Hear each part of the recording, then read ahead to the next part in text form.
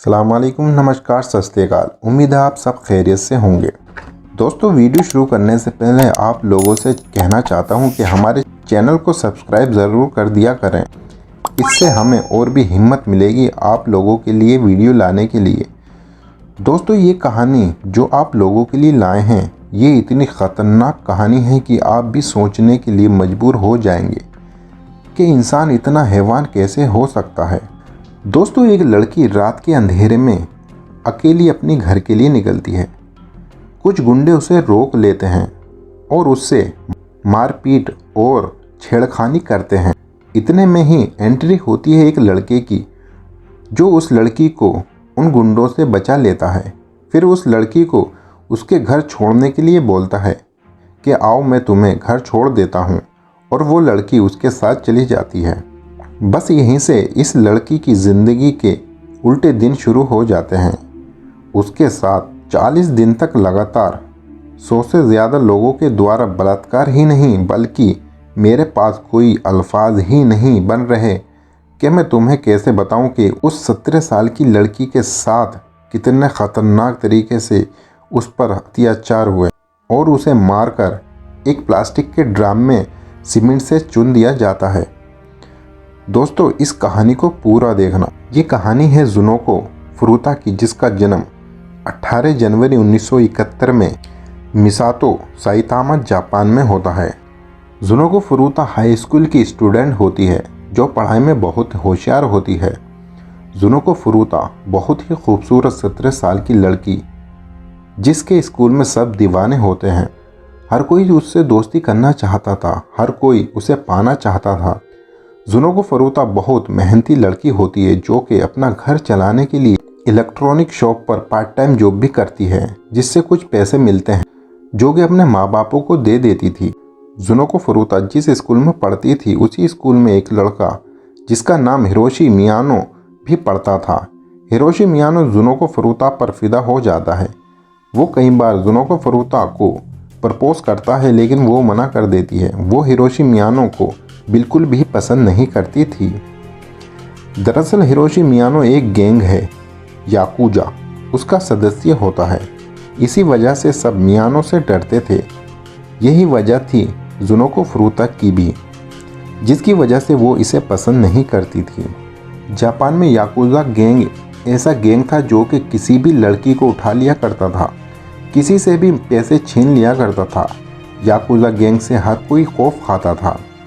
25 नवंबर 1988 की रात जुनोको फुरुता अपनी जॉब से काम ख़त्म करके अपने घर को जा रही होती है। तभी 4 लड़के उसे रास्ते में रोक लेते हैं और जुनोको फुरुता को मारते पीटते हैं।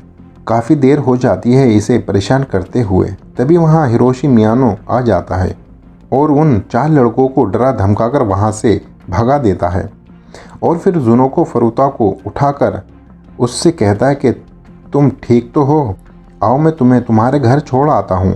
जुनोको फुरुता मना करती है कि मैं खुद चली जाऊँगी, लेकिन काफ़ी खुशामद करने के बाद जुनोको फुरुता मान जाती है और उसके साथ बाइक पर बैठकर चली जाती है।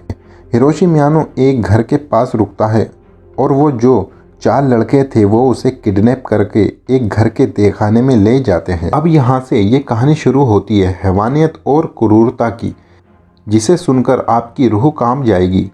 दरअसल हिरोशी मियानो ने जुनोको फुरुता को बचाया नहीं, बल्कि उसी का ये सब प्री प्लान था। उसी के वो 4 लड़के थे जो जुनोको फुरुता को मार रहे थे। हिरोशी मियानो बड़ी चालाकी से जुनोको फुरुता को अपने जाल में फंसा लेता है। दरअसल जब जुनोको फुरुता उसे प्यार में रिजेक्ट कर देती है तो वो इस बात से बहुत गुस्सा होता है, जिसका वो बदला लेना चाहता था। अब ये 5 लड़के जुनोको फुरुता को अपने घर के तहखाने में ले जाते हैं और वहाँ उसके साथ बारी बारी से बलात्कार करते हैं। बलात्कार में भी कंपटीशन होता है कि कौन सबसे ज़्यादा बार इसके साथ सेक्स करे। एक थक जाता तो दूसरा, दूसरा थक जाता तो तीसरा। पूरी रात यही सिलसिला चलता। दूसरा दिन आता, फिर वो 5 लड़के उसके साथ गलत काम करते। उसी तरह से कंपटीशन करते कौन ज़्यादा बार करे। इतना जुल्म करते उस 17 साल की लड़की के साथ कि वो वहीं पर बेहोश हो जाती है। जब होश आता है तो उसके जिस्म पर एक भी कपड़ा नहीं होता। वो दरिंदे उसके जिस्म के कपड़ों को फाड़कर फेंक देते हैं। अब उन पांचों के जुल्म की इंतहा और बढ़ जाती है। वो इतना मारते हैं कि जब तक वह बेहोश ना हो जाए, और उस लड़की को डरा धमका देते हैं कि अगर तुम चीखी या चिल्लाई तो हम तुम्हारे माँ बाप और छोटे भाई बहनों को भी मार देंगे। अब यहाँ से शुरू होता है ये गंदा खेल। अब हर रोज़ नए नए लोग आते, रात को उसके साथ बलात्कार करते और चले जाते। वो सब इन्हीं के गैंग के आदमी होते हैं। हर रोज़ वही कंपटीशन होता है, कौन सबसे ज़्यादा बार इसके साथ सेक्स करे। जब उस लड़की को भूख लगती तो वो उसे कुछ भी खाने को नहीं देते, उसे ऐसे ही भूखा प्यासा रखते। वो भूख प्यास की वजह से बेहोश हो जाती। जब वो होश में आती तो वो हैवान फिर से उसके साथ बलात्कार करते और मारते पीटते। दोस्तों सोचो उस पर क्या बीत रही होगी जब इसे इतना तड़पाया जा रहा होगा। इनकी दरिंदगी अभी ख़त्म नहीं हुई है, अभी तो शुरुआत थी। एक रात को हिरोशी मियानो लड़की से बोलता है कि ऊपर से पानी लेकर आओ। वो पानी लेने जाती है। जब वो पानी लेकर वापस आ रही होती है तो उसके घर के नौकर ने उसे देख लिया होता है। वो जाकर घर के मालिक से सब बातें बताता है कि मैंने अभी एक लड़की को देखा है जो कि बिना कपड़े के होती है। मालिक उसकी बातों को झुठला देता है। दरअसल उसके घर के मालिक का बेटा भी उस गैंग का सदस्य होता है जो कि बहुत ख़तरनाक होता है। उसका बाप भी उससे डरता है। वो नौकर को समझाता है कि ये खबर घर से बाहर नहीं जानी चाहिए, नहीं तो ये लोग तुम्हें भी और मुझे भी मार देंगे। ये बात यहीं पर दब जाती है। लड़की पर लगातार वही जुल्म चलता रहता है। 24-25 दिन गुजर जाते हैं। उधर उस लड़की के घर वाले परेशान हो जाते हैं कि हमारी बेटी आखिर कहाँ गई। वो पुलिस में इसकी कंप्लेंट करते हैं, बोलते हैं कि हमारी बेटी जॉब के लिए गई थी, वो अभी तक नहीं लौटी है। हमने उसे हर जगह ढूंढा लेकिन वो नहीं मिल पा रही है। पुलिस उनकी बात सुनकर उस लड़की की तलाश में लग जाती है। पुलिस तफ्तीश करते करते उन्हीं 5 लड़कों में से एक लड़के से उस लड़की के बारे में पूछती है कि तुमने इस नाम की लड़की को देखा है। वो मना कर देता है और वो भागकर आता है। मियानो को सब बातें बता देता है कि पुलिस इस लड़की को ढूंढ रही है, जल्द से जल्द इसे यहाँ से हटाओ, नहीं तो पुलिस हम सबको पकड़ लेगी। बस यह बात सुनकर मियानो को इतना गुस्सा आता है कि वो जुनोको फरुता को बहुत मारता है। जब वो चिल्लाती है तो उसके मुंह में कपड़ा ठूंस देता है और फिर मारता है। मियानो अब जुनोको फरुता से बोलता है कि तुम अपने घर फ़ोन करो और बोलो कि मैं कहीं घूमने आई हुई हूँ, तुम मुझे कहीं ढूंढना मत, मैं आ जाऊँगी। जुनोको फरुता मना करती है फ़ोन करने को, लेकिन मियानो फिर मारता है और धमकी देता है कि तेरे घर वालों को भी मार दूंगा। आखिर वो डर कर फ़ोन कर देती है। घर वाले भी मान जाते हैं। वो पुलिस के पास जाकर अपनी रिपोर्ट वापस ले लेते हैं। बस अब क्या था, अब इनको और मौका मिल गया इस लड़की पर जुल्म ढाने के लिए। अब अगली रात आती है, फिर वही कंपटीशन होता है, कौन ज़्यादा बार इसके साथ करे। अब के लोगों की संख्या ज़्यादा होती है। तब वो खाने को मांगती है तो वो इसे खाने को कॉकरोच देते हैं। जब वो नहीं खाती तो उसको धिंगाई से उसके मुंह में ठूंस देते हैं और खिलाते हैं। नहीं खाती तो फिर मारते पीटते हैं। जब वो पानी मांगती तो उसका ही पेशाब उसे पिलाते हैं और अपना भी पेशाब उसे पिलाते थे। उस बेचारी के साथ जुल्म पर जुल्म हो रहे थे। वो पड़ी हुई सब सह रही थी, करती भी तो क्या करती। अब उन लोगों के जुल्म और बढ़ जाते हैं।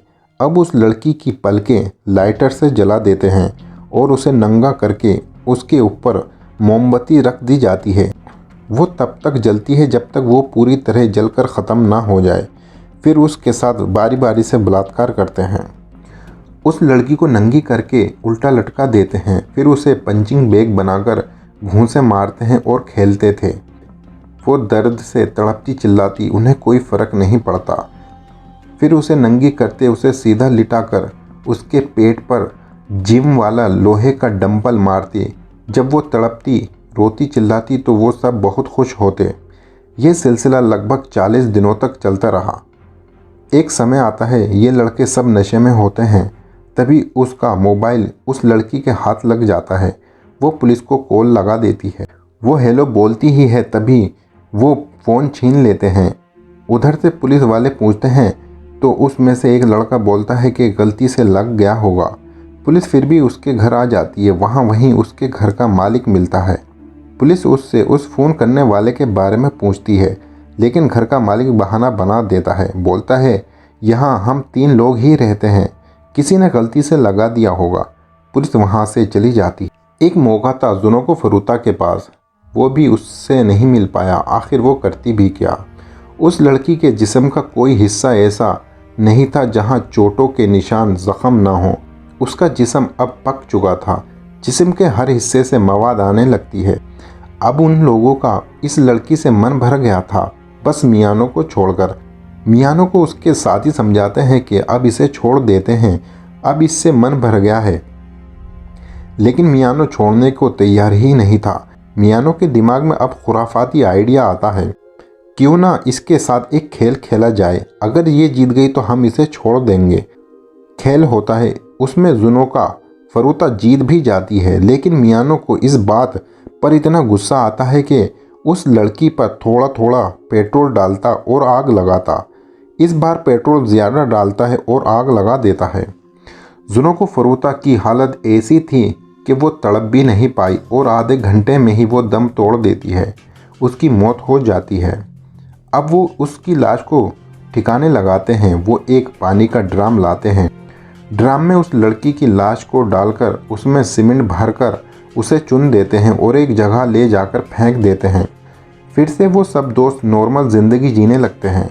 फिर वो एक लड़की को किडनैप करने वाले ही होते हैं, तभी पुलिस उन्हें पकड़ लेती है। उन सब में हिरोशी मियानो भी होता है। जब पुलिस सख्ताई से पूछताछ करती है तो वो सारी कहानी उगल देता है। पुलिस भी ये कहानी सुनकर सन्न रह जाती है। उन 5 लड़कों में 4 लड़के नाबालिग होते हैं। मियानो ही बालिग होता है। उन 4 लड़कों को बस 7-7 साल की सज़ा मिलती है और मियानो को 25 साल की, जो आगे बढ़ाकर 30 साल हो जाती है। दोस्तों, मेरी नज़र में इनको मिली सज़ा कुछ भी नहीं थी। इन सबको फांसी पर लटका देना चाहिए था। इन सबको ऐसी सज़ा मिलनी चाहिए थी कि दुनिया को इससे सबक मिलता।